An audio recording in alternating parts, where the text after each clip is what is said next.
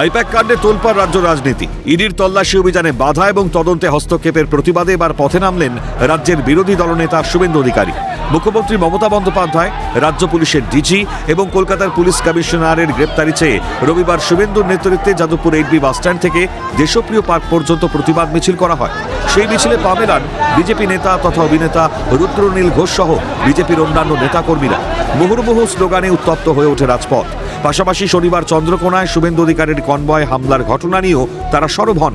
সিএনএর মুখোমুখি হয়ে শুভেন্দু জানালেন, আইপ্যাক কাণ্ডে সবাইকে যেন দৃষ্টান্তমূলক শাস্তি দেওয়া হোক। ফাইল চোর মমতা ব্যানার্জির বিরুদ্ধে ইডি কোর্ট সবাই যেন দৃষ্টান্তমূলক শাস্তি দেন। ওনার সঙ্গে যে আইপিএস অফিসারগুলো গেছিল, মনোজ বার্মা, রাজীব কুমার, মুকেশ, ভোলানাথ পান্ডে, এদেরকে ইডি চেয়েছে এফআইআরে নাম দিতে। আমরা এদের জেলে দেখতে চাই। এটা বাংলার কথা, কলকাতার কথা, সবার কথা। আওয়াজ উঠেছে চোরেদের এনার্জি, নাম তার মমতা ব্যানার্জি। আওয়াজ উঠেছে, জেনে গেছে জনতা, ফাইল চোর মমতা। তার দাবি, রাজ্যে সাংবিধানিক কাঠামো ভেঙে পড়েছে। অবৈধ, বেআইনি, ওনার বিরুদ্ধে কঠিন সাজা দেওয়া উচিত। এবং যেভাবে কোর্টের হিয়ারিংকেও টিএমসি লিগাল সেল ভণ্ডুল করেছে, তাতে এখানে কনস্টিটিউশনের কোনো পিলার সেভ নেই। সবাই আতঙ্কিত, ভীত। তাই ইডি ঠিক করেছে মামলা সুপ্রিম কোর্টে নিয়ে। তার কথায় তৃণমূল সরকারকে উৎখাত না করা পর্যন্ত রাজপথ থেকে এই লড়াই চলবে। সে ঠিক আছে, আইনি লড়াই থেকে বড় লড়াই রাজপথ। আমি সবসময় রাস্তায় থাকি। কালকে রাত্রে 2টা পর্যন্ত আমি রাস্তায় ছিলাম। প্রতিদিন থাকি, আগামীকালও থাকবো, যতক্ষণ না মমতা প্রাক্তন হচ্ছে, সপরিবারে জেলে যাচ্ছে, তৃণমূলের অস্তিত্ব নাম নিশান মুছে যাচ্ছে, ততক্ষণ এই লড়াই চলবে। রাজপথে দাঁড়িয়ে লড়াই। বিজেপি নেতা রুদ্রনীল ঘোষের খোঁচা, মুখ্যমন্ত্রীর সম্পদ অপরাধীরা আর আমাদের সম্পদ বাংলার আক্রান্ত মানুষরা।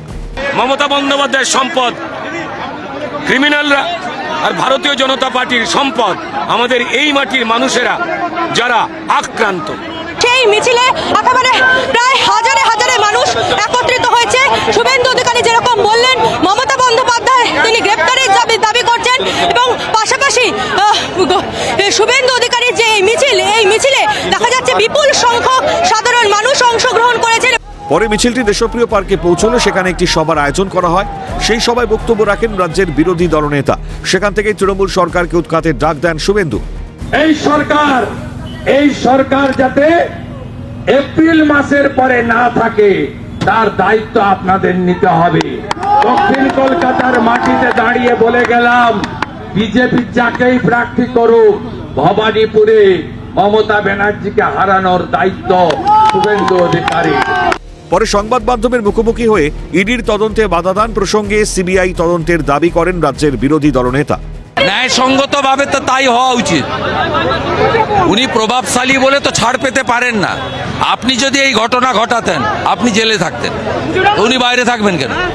যদিও শুভেন্দুর এই বক্তব্যকে গুরুত্ব দিতে নারাজ শাসক শিবির। তৃণমূলের রাজ্য সহসভাপতি জয়প্রকাশ মজুমদার তার দাবি, মমতা বন্দ্যোপাধ্যায়কে নকল করে আর বাংলাকে অসম্মান করে কখনো বাংলায় ক্ষমতায় আসা যায় না। মমতা বন্দ্যোপাধ্যায়কে কপি করে আর বাংলাকে ঘেন্না করে, বাংলাকে অচ্ছুত করে, বাংলাকে অসম্মান করে কোনোদিন বাংলায় ক্ষমতায় আসা যায় না।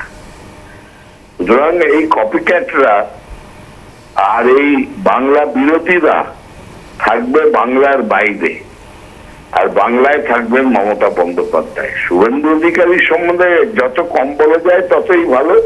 রাজ্যে বিধানসভা নির্বাচন যত এগিয়ে আসছে, ততই চড়ছে রাজ্যের রাজনীতির পারদ। এহেন পরিস্থিতিতে আইপ্যাকের ঘটনায় আগামী দিনে রাজ্য রাজনীতি আরও উত্তপ্ত হতে পারে বলে মনে করছে রাজনৈতিক মহল। ক্যামেরায় নিখিল দাস ও প্রসন্ন নস্করের সঙ্গে রেশমি দাস এবং অভিরূপা সাহার রিপোর্ট, ক্যালকাটা নিউজ।